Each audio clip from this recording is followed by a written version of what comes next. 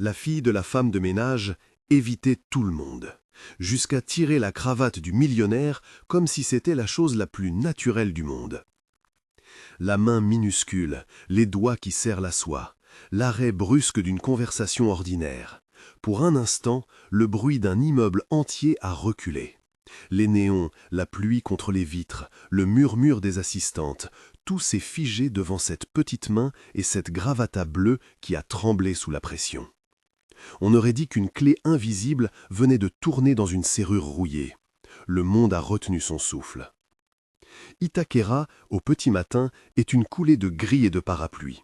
Les gouttes glissent sur la façade écaillée des immeubles, se rassemblent en rivières sur les trottoirs, s'infiltrent dans les plis des sacs. Dans un appartement d'un seul compartiment, Béatrice arrime son quotidien comme on replie une couverture humide. Soigne, cache, prépare, part. Elle a appris à faire tenir la dignité avec peu de choses. Son uniforme, plié sur la chaise, une blouse discrète qui parle encore de nuits passées aux côtés d'enfants malades, ancienne infirmière pédiatrique, et aujourd'hui une femme de ménage qui connaît chaque coin du 23e étage d'un gratte-ciel brillant. Cécilia a 3 ans. Elle a les cheveux bouclés qui sentent encore la lessive du matin, des genoux souvent écorchés et une méfiance presque instinctive envers les inconnus. Les inconnus ont des regards, des voix qui ne ressemblent ni à ceux de sa mère, ni aux silhouettes familières du quartier. Quand quelqu'un étranger approche, elle se recroqueville, cherche une épaule, une odeur de savon, la chaleur d'une main qui la connaît. Tout son monde tient dans la poche de sa mère et dans la chanson que Béatrice lui fredonne chaque soir, une berceuse qui plie les peurs en deux. Ce mardi-là, la pluie a décidé de ne pas s'arrêter. La baby-sitter a téléphoné, désolé, un tuyau cassé, pas possible de venir. Les heures de travail n'attendaient pas. Novatech attendait le nettoyage des bureaux au 23e étage, les couloirs lisses, les salles de réunion sans trace. Pour Béatrice, rester n'était pas une option. Perdre cette journée signifiait compter les réalités jusque-là étouffées. Facture, silence du frigo, la promesse de paiement à la fin du mois. Alors elle a pris sa fille par la main, enroulé une écharpe autour d'elle et a pris le bus qui s'arrêta sous la pluie. La réception du bâtiment sentait le désinfectant et le cuir. Des hommes en costume noir parlaient au téléphone avec la même voix que la pluie, constante, pressée. L'ascenseur était froid, les leviers en acier renvoyaient le reflet des gens qui montaient. Béatrice sentit la petite poitrine de sa fille se coller à sa cuisse, sentit les doigts de Cécilia s'accrocher à sa jupe comme à une ancre. Elle esquiva les regards, transparentait ses craintes. Elle avait appris à demander pardon avant d'abord, demander la permission pour exister dans des lieux comme celui-ci. La salle de réunion au 23e étage était une arène polie, table en verre, chaise en cuir, un écran grand comme un horizon. Dehors, la ville était basse et floue sous la pluie. Des noms circulaient en lettres froides sur les murs, stratégie, bilan trimestriel, projection. Gabriel Novez était assis à la tête de la table. Il portait une gravata d'un bleu profond, la couleur du ciel après l'orage, soigneusement nouée. Une photo posée dans un cadre argenté trônait sur un coin de son bureau. Une petite fille aux yeux fermés, un sourire arrêté, une main d'adulte couvrant la sienne. L'image semblait contenir un été entier et une absence plus grande que le cadre lui-même. Quand la porte s'ouvrit et que Béatrice entra, entraînant sa fille, la pièce n'y prêta d'abord qu'une attention distraite. Encore une invitée, quelqu'un qui s'était trompé d'étage peut-être. Les regards se tournèrent, plus rapides qu'un battement, et s'arrêtèrent sur la fillette. Elle inspecta la table, les visages, puis fut prise d'un tremblement. Les bruits de la salle devinrent lointains, comme une radio lointaine qu'on coupe. Elle ouvrit la bouche, comme pour pleurer, mais au lieu de ça, un petit son sortit. Un début de mélodie, une suite de notes sans prétention, familières, comme un chemin tracé dans la mémoire d'un autre. Gabriel leva les yeux par pure curiosité d'abord, puis quelque chose de plus ancien l'atteignit. La mélodie était la même que celle qu'il avait fredonnée pendant des nuits entières à Laura. C'était une petite ritournelle de la mer, un jeu de notes qui faisait disparaître les bords d'une journée trop lourde. Le cœur de Gabriel se contracta. Un geste mécanique le fit se redresser.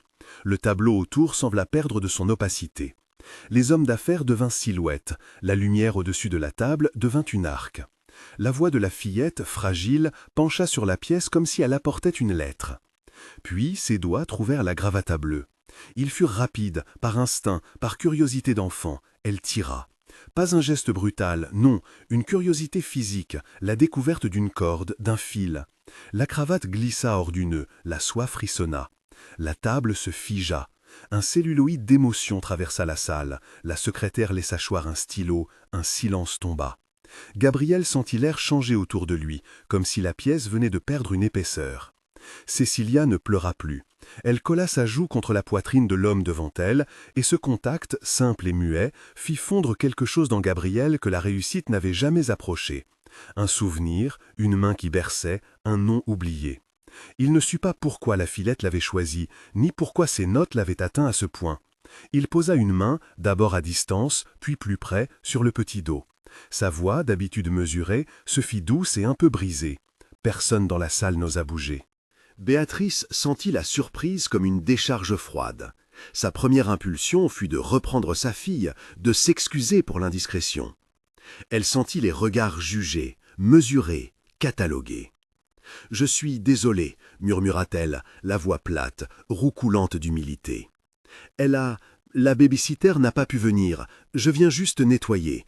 Je peux partir ?» Mais la main sur le dos de son enfant resta. Gabriel parlait. Il murmura « Non, non, ce n'est rien.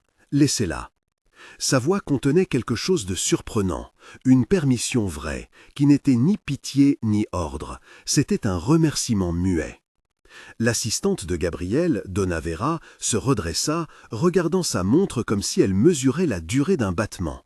« Monsieur, nous avons une réunion dans 30 minutes », dit-elle d'un ton professionnel qui cherchait à ramener l'équilibre. Ses yeux effleurèrent Béatrice avec une curiosité réglementée.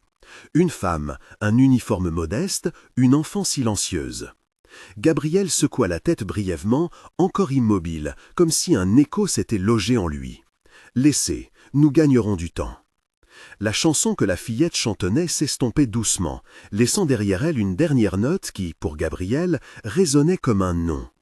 Quand Cécilia releva la tête, sa bouche esquissa un sourire timide, presque honteux, et elle montra un petit dessin sur sa manche, un papillon bleu, tracé à la hâte. Béatrice suivit son regard. Ses doigts agrippèrent la main de sa fille, protecteur. Sur le chemin du retour à l'ascenseur, sous la lumière blanche, Gabriel prit une décision qu'il ne s'expliqua pas entièrement. Il se leva, contourna la table comme s'il traversait des années et s'arrêta devant la mère et l'enfant.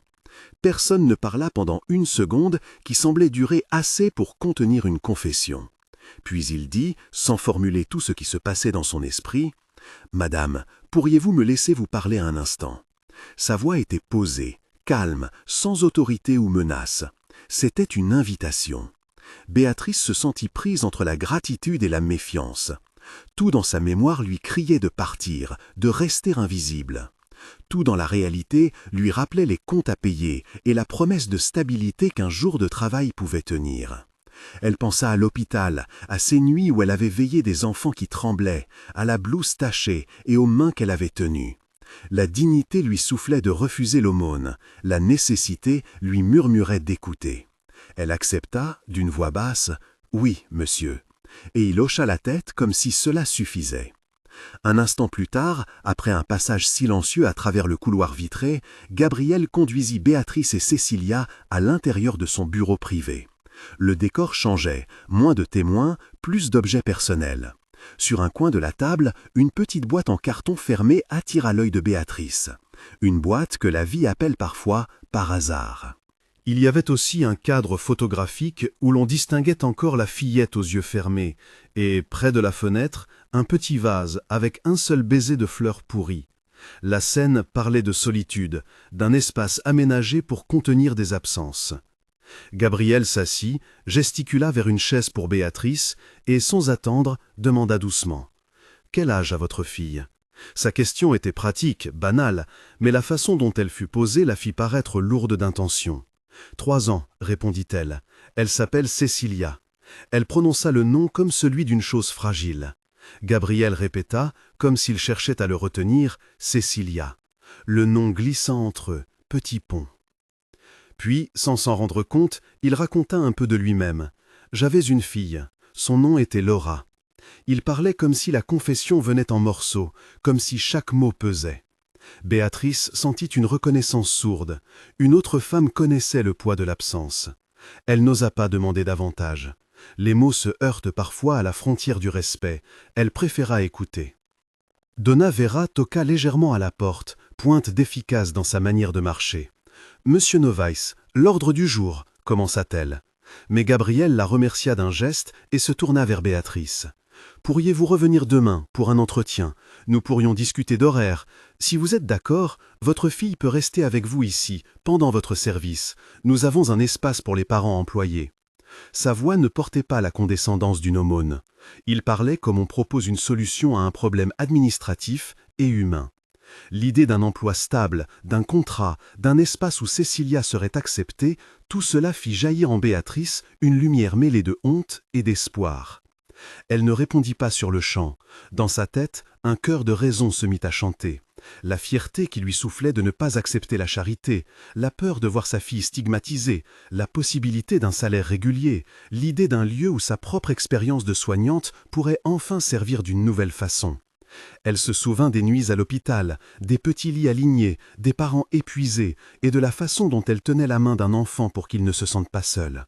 Et maintenant, dans un bureau vitré, un patron lui offrait la chance de tenir cette même main, d'un autre angle, non comme charité, mais comme travail.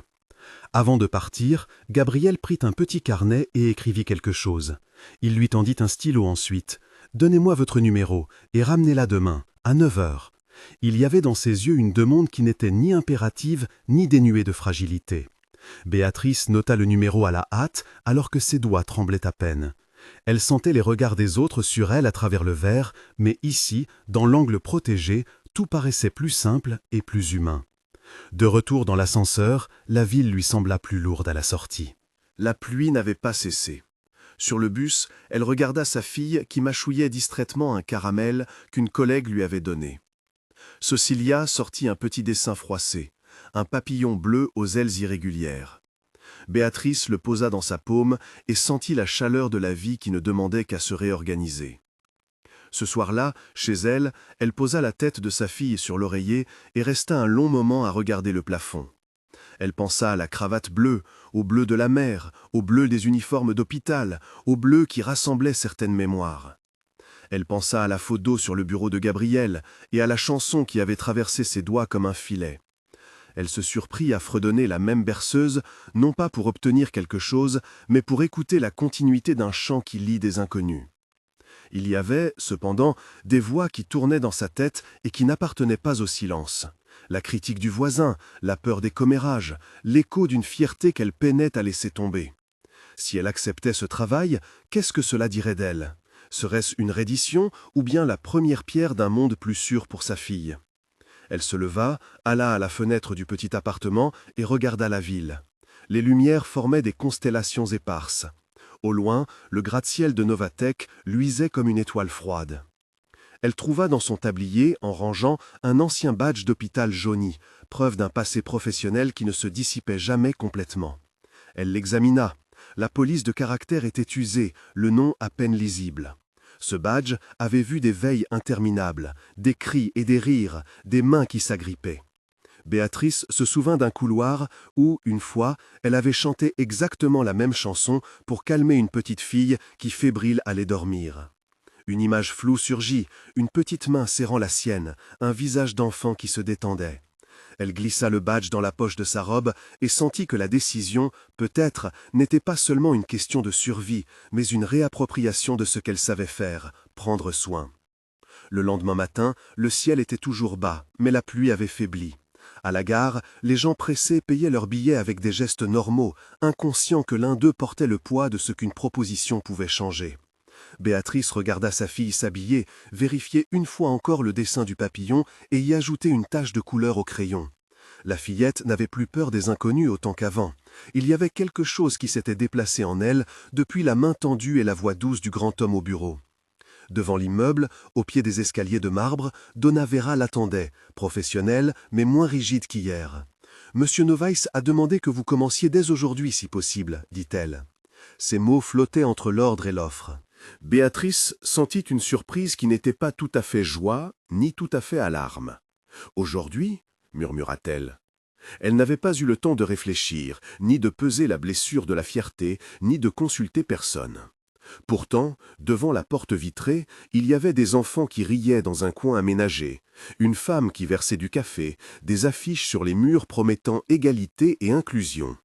L'espace semblait avoir été pensé pour qu'on puisse y tenir ensemble. Elle entra. Le bureau, encore le même, accueillit sa fille avec un tapis coloré et quelques jouets. Cécilia, au départ, resta collée contre la jambe de sa mère. Puis, comme si un fil se déroulait, elle s'avança vers l'aire de jeu, tâta un petit camion, puis revint, regarda Gabriel et lui offrit un sourire à la fois timide et conquérant. Gabriel répondit par un hochement de tête qui contenait un remerciement silencieux. La journée commença, faite de gestes d'entretien, de nettoyage précis, de repères, de chiffons blancs glissant sur des tables brillantes. Tout au long de la matinée, entre une pause café commandée par Donna Vera et une réunion effervescente, Gabriel revenait parfois à la fenêtre pour observer la petite qui jouait. Il ne s'approchait pas trop, il respectait la distance. Son deuil se tenait pourtant là, comme un vase fragile non cassé. Il parlait peu, mais quand il remarquait des détails, la façon dont Béatrice repliait les serviettes, le soin avec lequel elle replaçait un stylo, le silence respectueux qu'elle gardait, quelque chose en lui se calmait. Il commença à imaginer des scénarios imaginaires. Et si une personne comme elle pouvait faire plus que nettoyer? Et si elle revenait avec un contrat? Et si la présence d'une petite fille changeait la couleur des réunions? La journée filait, rythmée par des gestes simples mais significatifs. On lisse, on replace, on essuie. Chaque passage de Béatrice laissait derrière elle quelque chose d'utile. Un ordre remis, une tasse débarrassée, une plante en meilleure santé. Les collègues la regardaient, certains avec curiosité, d'autres avec l'indifférence de qui voit 1000 vies différentes passer. Il y eut des chuchotements, inévitables, mais pas de cruauté, juste le bruit discret de la société qui établit ses distances. Donna Marta, la mère de Gabriel, ne s'était pas encore montrée. Sa présence, froide, mesurée, portée sur la réputation, était une ombre que tous connaissaient. Gabriel connaissait aussi sa résistance, il craignait moins ce qu'elle dirait que ce qu'elle pourrait croire. À la pause déjeuner, Gabriel s'accorda un instant seul, tourna la photo de Laura et la regarda longuement. Cette nouvelle présence, un petit papillon vivant, remuait en lui des choses anciennes. Il se rappelait des chansons, des nuits, des promesses silencieuses. Il se surprit à vouloir savoir d'où venait cette musique et à espérer que l'histoire qui l'entourait ne se réduise pas à une anecdote romantique qu'on raconterait lors d'un dîner. Il avait peur de la confondre avec une guérison qu'il n'était pas en mesure d'offrir. Béatrice, de son côté, cherchait la dignité dans la routine. Elle avait accepté l'offre, non contre un instant d'humiliation, mais parce que comprendre qu'on avait de la valeur n'était pas tout. Parfois, il fallait se tenir debout et montrer ce qu'on savait faire. Elle n'acceptait pas la charité. Elle acceptait la possibilité d'un travail qui reconnaissait ses compétences et d'un lieu où sa fille pouvait être présente sans être regardée comme un fardeau. Pendant que les jours se succédaient, des petites habitudes naquirent. Cécilia trouva une place qui lui convenait près de la baie vitrée, construisit un monde miniature avec les blocs de couleurs et parfois chantonnait la même berceuse qui avait tout déclenché. Gabriel l'entendait depuis son bureau, parfois interrompant une conversation. Il s'arrêtait et pour un instant long regardait. Béatrice retrouvait, dans l'anonymat poli du bâtiment, le sens d'un acte utile. Elle nettoyait, oui, mais elle le faisait comme quelqu'un qui remet de l'ordre dans la vie des autres, non comme quelqu'un qui supplie. Pourtant, la vie n'est jamais une pente douce. Des murmures se firent entendre. « C'est étrange, disait une collègue, qu'un cadre accepte qu'une femme de ménage amène son enfant ici. » Un autre leva le sourcil, se demandant si ce n'était pas une simple distraction. La rumeur, lente, commença à tisser autour d'eux un petit voile d'opinion. Donna Marta, en apprenant qu'une femme de ménage avait un accès privilégié au bureau et qu'un enfant traînait entre les chaises, fronça les sourcils. Elle était l'archétype du monde qui voit d'abord la forme avant de percevoir l'âme. Tout devait être soigneusement pesé. Gabriel savait que sa mère devait être approchée avec précaution. Il savait aussi, depuis quelque temps, que chaque geste qu'il faisait serait observé par des yeux qui pesaient le statut comme d'autres pèsent le sucre dans leur café. Mais, au cœur de ces petites résistances, quelque chose de plus puissant travaillait, la reconnaissance d'un acte humble qui avait provoqué une brèche. La main de la petite qui avait saisi la gravata avait été un geste anodin et radical à la fois. Personne n'avait prévu que la douceur d'un chant d'enfant suffirait à faire trembler le marbre d'un monde d'adultes. Pourtant, cela arriva. Et maintenant, sur cette ligne fragile entre convenance et humanité, ils devaient tous apprendre à marcher. Un après-midi, alors que la lumière commençait à prendre une tonalité plus chaude, quelqu'un posa sur le bureau de Gabriel une petite boîte de biscuits. La boîte avait un ruban bleu. Gabriel prit le ruban, l'observa, puis leva les yeux. Dehors, la pluie était loin. Une fine courte pointe de nuages restait accrochée à l'horizon. Il pensa à la photo, à la chanson, au petit papillon dessiné sur une manche.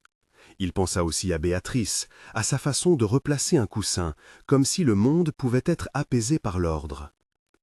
Béatrice, en rentrant chez elle ce soir-là, sentit la fatigue se mêler à l'étrange chaleur d'une possible reconnaissance. Elle repensa à la proposition de contrat, au regard divers, à ses petites attentions. Elle prit la main de sa fille et, dans la cuisine, accrocha le dessin du papillon sur le frigidaire avec un morceau de scotch. Le papillon vacillait un peu sous la lumière du néon, mais resta là, comme un signe. La première partie de l'histoire s'achève sur une nuit où la pluie finit par céder la place à un ciel plus pur. Il y a des décisions en suspens, des regards à expliquer, des rumeurs à apaiser. Béatrice dort, mais son esprit est en éveil, imaginant un avenir où sa fille chante dans des lieux où l'on parle moins de statues et plus de voix. Dans la maison de Gabriel, la gravata bleue est pliée dans un tiroir, et la photo de Laura continue de fixer un souvenir immobile. Entre eux, un lien fragile et étonnant s'est tissé, commencé par une main qui a tiré, simplement, une cravate. La suite dépendra de la façon dont chacun acceptera d'entendre la même chanson. Les jours devinrent semaines, puis un automne doux s'installa sur Sao Paulo comme une respiration plus lente. Le rythme du 23e étage, qui avait d'abord paru irréversible, se mit à accueillir d'autres mouvements. Pas seulement la cadence des réunions, mais les pas mesurés d'une femme qui savait remettre de l'ordre là où la vie avait laissé des plis. Béatrice resta fidèle à son tablier et à ses habitudes, mais il y avait maintenant des choses qui avaient changé de place dans sa tête. Elle n'acceptait pas la confiance offerte comme une faveur, elle la prenait comme une responsabilité. Le contrat arriva effectivement, formel et sans fioriture, avec des horaires et des droits. On lui parla d'une inscription à la sécurité sociale, de jours de congé, d'un petit panier d'accailles. On lui expliqua que l'espace pour les enfants avait été pensé pour permettre à des parents de travailler sans craindre pour leurs enfants. Tout cela avait l'air administratif, mais pour elle, chaque ligne du contrat résonnait comme une promesse fragile et tenue. Cécilia prit ses marques aussi. Le tapis près de la baie vitrée devint son territoire, les blocs colorés ses montagnes, la ritournelle sa balise. Parfois, elle chantonnait la berceuse en jouant, et parfois elle portait son papillon dessiné sur la manche comme un insigne. Les petites mains qui s'étaient agrippées à la cravate s'étendaient maintenant vers de nouvelles choses. Une tasse plastique, un camion, la main de sa mère lorsqu'elles allaient traverser la rue. Gabriel observa tout cela avec une attention qui n'était pas seulement sentimentale. Il apprit à mesurer l'impact réel de la présence d'une enfant sur son quotidien. Réunion qui commençait avec une pause pour un biberon improvisé, un appel urgent interrompu par le rire d'une fillette, une décision d'affaires discutée en retard parce que l'on avait dû chercher une chaussure disparue. Ces incidents, loin d'affaiblir le monde ordonné des affaires, lui révélèrent une plasticité qu'il n'avait pas prévue, la possibilité de tenir plusieurs vérités à la fois, la rigueur et l'humanité. Pourtant, la notoriété de ce nouveau fragment de normalité attira aussi des regards qui n'étaient pas tous bienveillants. Les murmures commencèrent à s'épaissir dans les couloirs. Il y eut des soupçons polis, des chuchotements derrière une tasse de café, des commentaires sur la convenance d'avoir une femme de ménage avec des accréditations privilégiées. L'étrangeté sociale prit la forme d'un voile léger, jamais violent, mais assez présent pour que Béatrice le sente dans sa nuque quand elle passait à côté d'un bureau. Gabriel, sensible à ces frictions, tenta d'en minimiser les effets par des gestes de protection qui n'effaçaient pas la complexité. Il signala aux ressources humaines que Béatrice devait être traitée comme tout employé, et il demanda discrètement que l'on veille à ce que sa fille ne soit pas stigmatisée. Il évitait les démonstrations publiques, il avait appris que la discrétion évitait la soi-disant pitié. Mais il ne cédait pas sur l'essentiel. Sécurité, salaire, respect. Un soir, alors que la lueur du bureau s'était adoucie et que la ville au-dessous scintillait en petits points, Gabriel resta seul et ouvrit, sans y penser complètement, le tiroir où il gardait des souvenirs. C'était un tiroir qu'il n'ouvrait qu'en des moments rares, comme on entr'ouvre la porte d'une chambre interdite. Il y trouva la petite boîte en carton qu'il avait aperçue le premier jour, et, en la sortant, sentit la cadence d'un cœur ancien battre sous ses doigts.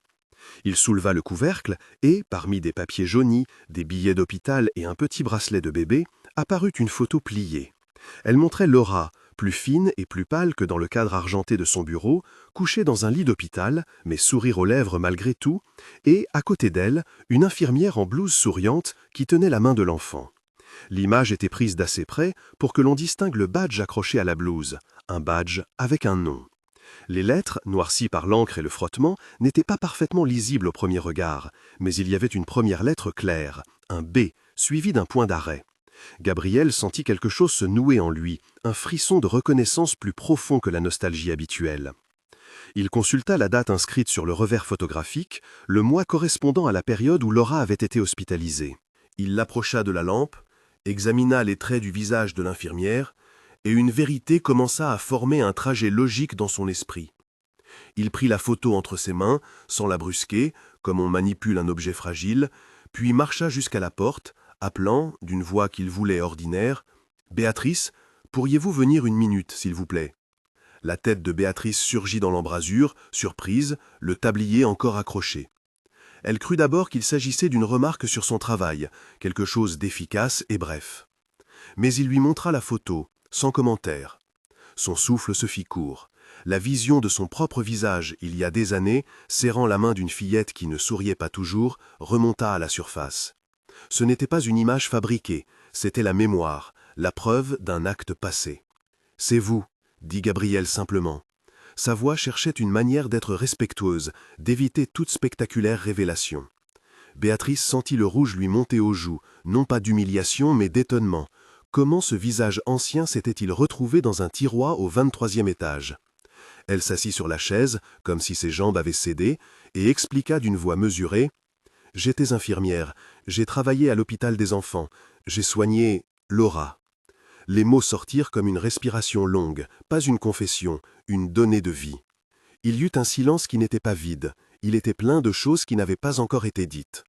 Gabriel regarda la photo encore une fois, puis releva la tête. « Vous étiez là, quand elle... » Il n'acheva pas la phrase. Le deuil avait laissé dans sa gorge une sécheresse qui rendait les phrases dangereuses. Béatrice posa sa main sur la photo, comme pour en rappeler les bords. « Je me souviens d'elle, » murmura-t-elle. Elle chantait parfois, un petit air que j'ai repris. Je n'étais qu'une infirmière parmi d'autres, j'ai fait ce que j'avais à faire. Elle évitait de donner à son geste la grandeur d'un sauvetage, c'était son humilité. Gabriel sentit la présence d'un pont se construire, non par des promesses grandiloquentes, mais par la reconnaissance d'un fait. Leur histoire partagée avait commencé bien avant la cravate. Il murmura « Je n'avais pas su », et ces mots, naïfs, ouvrirent une porte.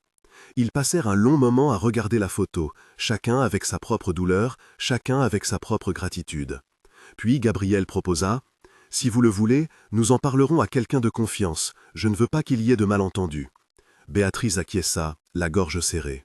Le temps pour une telle vérité de transiter vers l'extérieur prit la forme d'un hiver de conversation. Gabriel décida d'abord d'affronter la personne qui, silencieusement, pesait le plus sur sa vie sociale, sa mère, Donna Marta. Il ne souhaitait pas s'excuser 5000 fois, il souhaitait présenter un fait et espérer que ce fait serait entendu comme une histoire humaine, pas comme un scandale. Lorsqu'il lui parla, il posa la photo sur la table de thé comme on pose un objet précieux.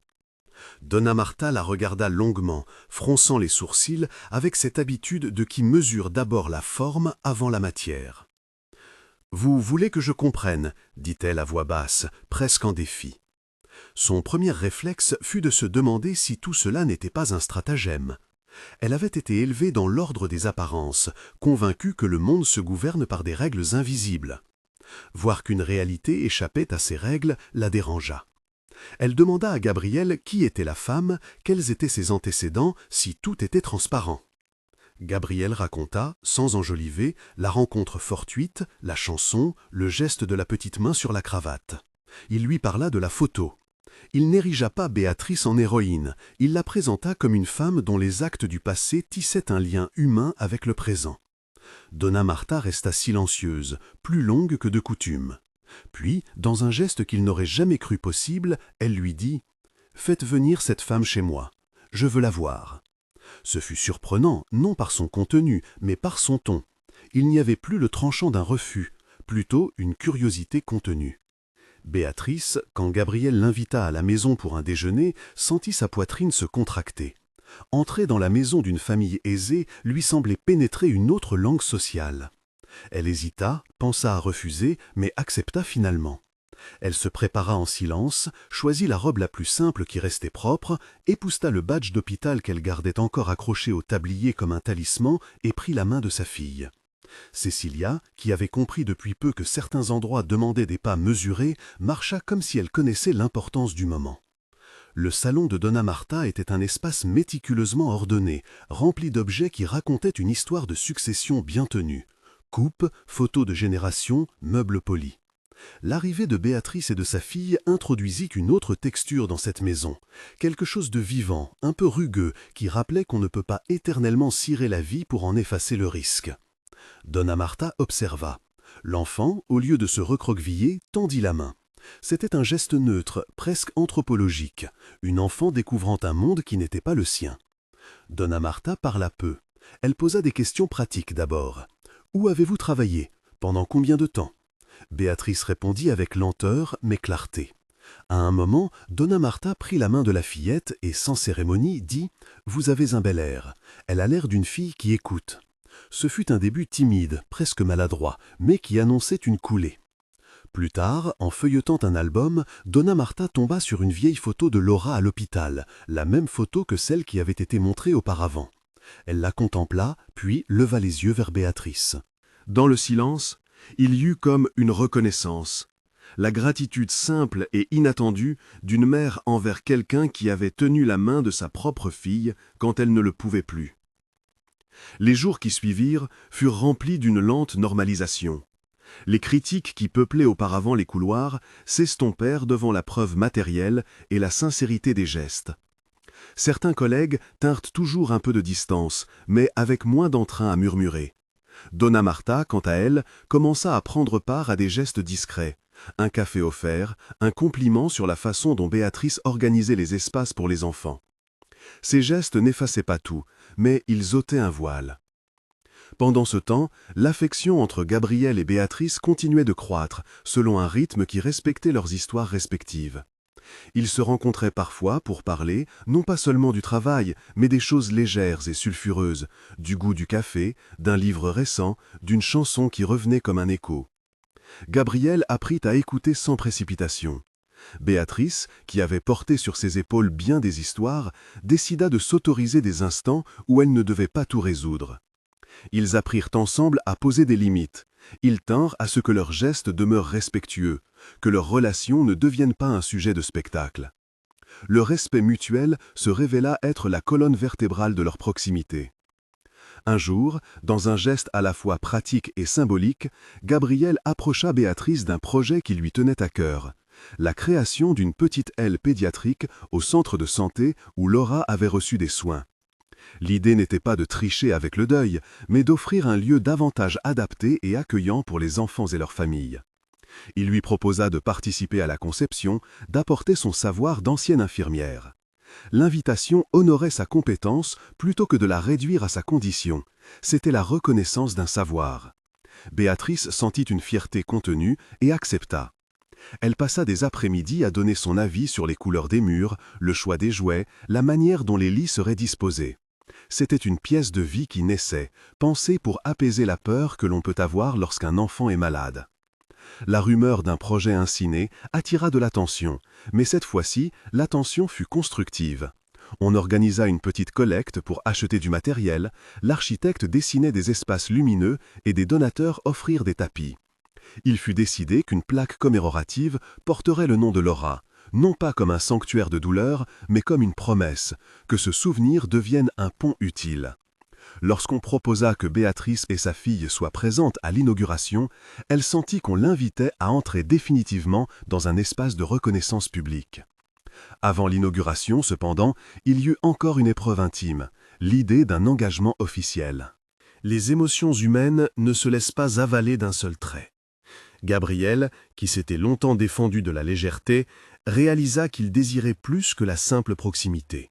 Un soir, après avoir fermé des dossiers et rangé des papiers, il invita Béatrice à marcher avec lui dans le jardin de l'hôpital. C'était le lieu où, autrefois, il avait passé des heures à regarder le ciel pendant des nuits où la fatigue était une compagne dense. Le jardin, aménagé de bancs et de roses, portait l'odeur d'un saule, et, au loin, on entendait le passage léger de visiteurs. Ils marchèrent côte à côte, sans hâte. Gabriel s'arrêta près d'un banc où, autrefois, il avait tenu la main de Laura sans savoir comment lui dire adieu. Il prit la main de Béatrice comme on prend une main pour lui demander la permission d'un pas nouveau. « Je ne veux pas que tu penses que je veux remplacer quelque chose. » Sa voix était mesurée, fragile. « Je veux construire quelque chose avec toi, avec vous. » Il parlait de Cécilia et d'elle, et aussi d'un avenir où le nom de Laura n'était pas effacé, mais honoré. Béatrice sentit l'émotion monter, pas comme une vague qui voudrait tout emporter, mais comme une lumière qui révèle un détail longtemps caché. Elle posa une main sur sa poitrine et répondit « Je ne suis pas venue ici pour des titres. Je suis venue pour protéger ma fille et, si possible, pour apporter ce que je sais. Si nous avançons, je veux que ce soit clair. Je ne veux pas d'un rôle qui m'enferme. Je veux de la clarté, du respect. » Ils convinrent de prendre les choses à la fois lentement et franchement. Pas de promesses folles, mais des engagements précis. Le mariage, quand il vint, ne fut pas un événement ostentatoire. Gabriel refusa les grandes éclats sociales. Il souhaita une cérémonie intime, un cercle restreint composé de personnes qui avaient compté dans leur vie. La date fut choisie pour coïncider avec l'inauguration de l'aile pédiatrique. Il voulait que l'acte d'unir deux existences soit lié à l'engagement de faire quelque chose de bien pour d'autres enfants. La cérémonie eut lieu dans le jardin de l'hôpital, sous un figuier qui avait été planté des années auparavant. Les bancs en bois accueillirent des amis, quelques collègues, Donna Marta en retrait, et, près du front, le petit monde de Béatrice, voisin et une ancienne collègue de l'hôpital. Il y eut un moment d'attention lorsqu'on posa la plaque sur le mur de l'aile. Elle portait le nom de Laura, suivi d'une phrase simple « En mémoire, pour la vie ». Ce geste liait la mémoire à la pratique. On dévoila la plaque avant la cérémonie et le silence qui suivit fut celui d'une reconnaissance commune.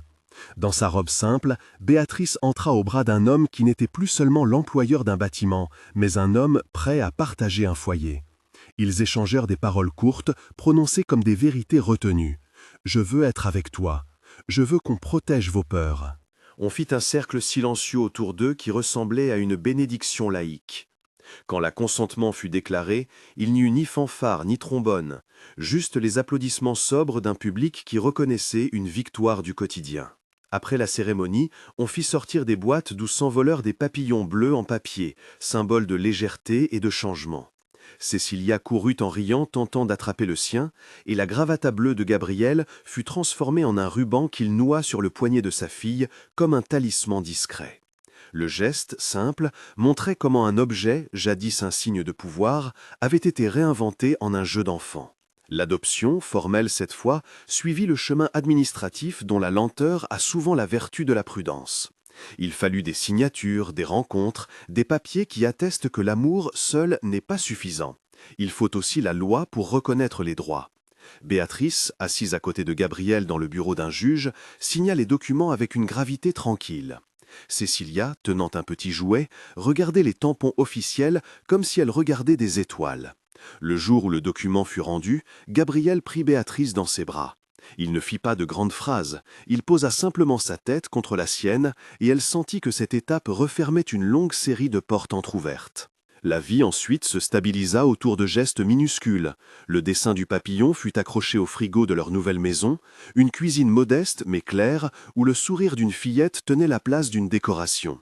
La gravata bleue fut soigneusement conservée dans un tiroir qu'ils ouvrirent parfois pour se souvenir d'où tout était parti. Les week-ends furent partagés entre le jardin de l'hôpital et les rues d'Itaquera, où Béatrice n'oublia jamais sa famille de départ. Elle resta en contact avec ses anciens collègues et, parfois, revenait à l'hôpital pour des projets ou pour parler à des mères inquiètes. Le travail ne l'avait pas effacée, il lui avait donné d'autres moyens d'être utile. Les défis, bien sûr, n'abandonnèrent pas leur maison comme on abat un rideau. Il y eut des jours de fatigue, des incompréhensions, des moments où la mémoire de Laura ressurgissait et où Gabriel se retirait dans un silence que la distance rendait pénible. Béatrice apprit à accueillir ces silences sans se sentir rejetée. Elle devint patiente comme on cultive un jardin. Elle sut offrir des gestes de présence qui n'exigent pas de réponse immédiate. Une tasse de thé laissée sur la table, un disque qui joue la berceuse pendant la nuit, une main posée sur l'épaule sans mots. Avec le temps, Donna Marta devint un allié discret. Elle se surprit à apporter parfois un plat au dîner, à appeler pour demander comment allait la petite, ou à offrir un compliment sur une plante que Béatrice avait réussi à faire tenir. Sa froideur ancienne s'était transformée en un respect mesuré.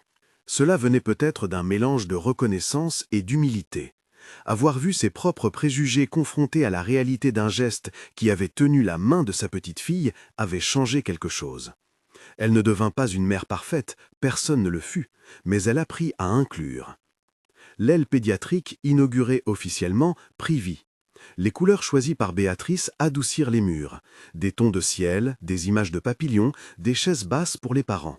Une petite salle d'attente offrait des couvertures, des livres et, comme un clin d'œil discret, une reproduction d'une photo d'enfance où l'on voyait une infirmière tenant la main d'une fillette.